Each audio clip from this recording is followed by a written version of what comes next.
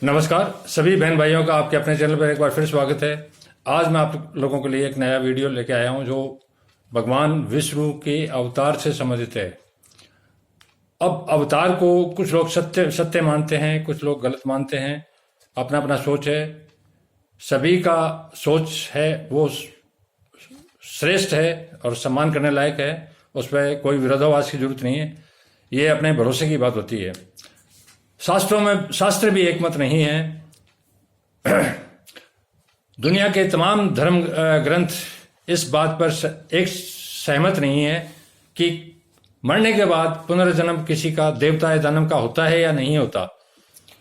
लेकिन कुछ शास्त्र हैं जिनमें दृढ़ विश्वास किया गया है और धरती के काफी हिस्से के लोग इस बात को मानते हैं कि जो एक बार जन्म लेता है वो कई बार और भी लेता होगा।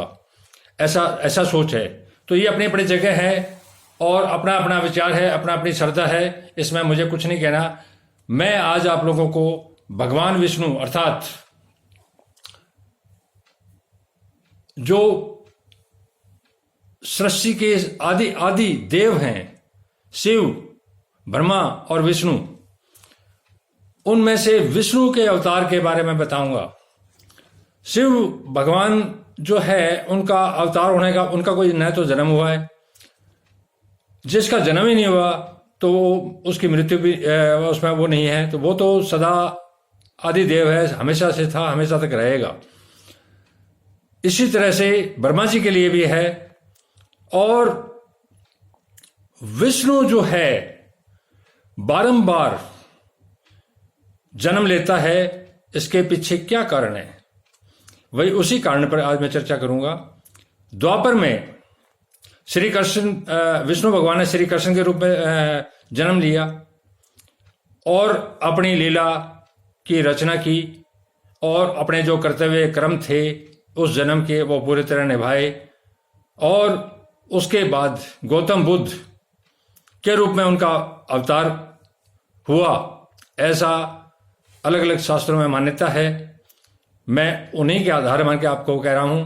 तो भगवान विष्णु क्या आगे भी जन्म लेंगे या नहीं, इसी पर आगे मैं चर्चा करूंगा।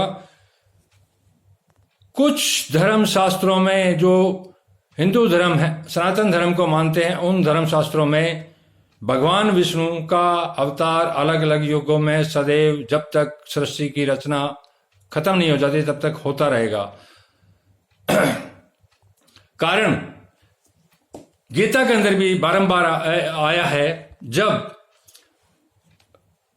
महाभारत युद्ध काल में अर्जुन धर्म संकट में पड़ गया, धर्म संकट में पड़ने के कारण गीता का ज्ञान उजागर हुआ, अर्थात संसार के सामने आया। अगर वो धर्म संकट में नहीं पड़ता, युद्ध सामान्य रूप से कर लेता, तो गीता की उत्पत्ति कभी नहीं होती।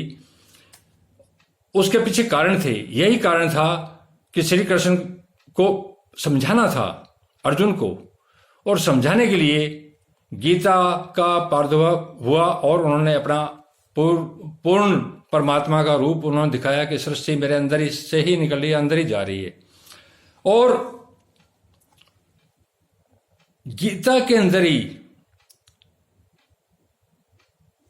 यह उल्लेख आया कि जब जब धर्म की हानि होगी मैं आऊंगा। इसका मतलब यह था जब जब पाप बढ़ेंगे और पापियों से धरती बोझिल हो जाएगी, धर्मियों का नाश होने लग जाएगा, धरती पर हाहाकार मच जाएगा, तो मैं आऊंगा, युगों युगों तक आऊंगा। अब इन्होंने इतने कॉन्फिडेंस से ये जो चीज बताई है उसके पीछे कारण क्या है, मैं वही बताता हूं। असुरों के गुरु अर्थात देवताओं के गुरु बृहस्पति हैं और असुरों के अर्थात जो दानव है उनके गुरु शुक्राचार्य थे। तो जो असुरों का गुरु है शुक्राचार्य, इनका ज्ञान भी बहुत महत्व ही रखता है और इनके ज्ञान में किसी तरह की कमी नहीं थी। ज्ञान के कारण ही असुरों ने ताकत अर्जित की और देवताओं से हजारों साल तक युद्ध करते रहे और आज भी कर रहे हैं और आगे भी करते रहेंगे। ये किस रूप में करें मैं बाद में समझाऊंगा कि देवता और दानव का जो संघर्ष है आज भी जारी है और युगों युगों तक जारी रहेगा। असुरों के गुरु शुक्राचार्य की मां अर्थात भृगु की पत्नी की भगवान विष्णु ने हत्या कर दी थी।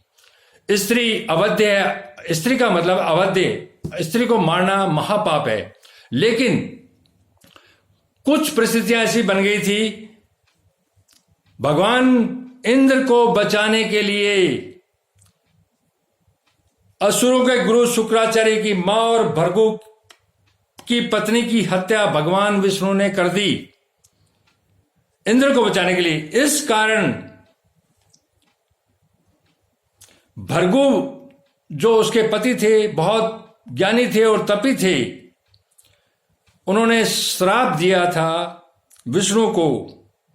इस कारण भृगु के शाप के कारण विष्णु के मृत्युलोक में बहुत से अवतार होंगे तथा उन्हें गर्भ में रहना पड़ेगा। गर्भ में रहने का मतलब एक तरह का दंड है, एक कारागृह है। जब माँ बच्चा पेट में होता है तो एक कारागृह है, कारागृह से और फिर उसके बाद में जब आता है तो ये जो धरती है जहां हमारा जन्म होता है, ये मृत्यु लोक है। तो बारंबार उसको गर्भ में रहना पड़ेगा और उनके बहुत से अवतार होंगे और गर्भ में रहना पड़ेगा। यही एक कारण है कि भगवान विष्णु की मजबूरी है कि एक तो श्राप के कारण, जब तक ये श्राप रहेगा उनका अवतार होगा, और दूसरा उनके स्वयं के वचन है जब जब धर्म की हानि होगी मैं आऊंगा। मैं कब आऊंगा वो उनकी मर्जी पर है, लेकिन इस श्राप जब तक उनके पीछे पड़ा हुआ है, जब तक इस श्राप का नाश नहीं हो जाता, तब तक भगवान विष्णु की भी मजबूरी है कि उनका बारंबार अवतार होगा। धन्यवाद। शुभ रात्रि।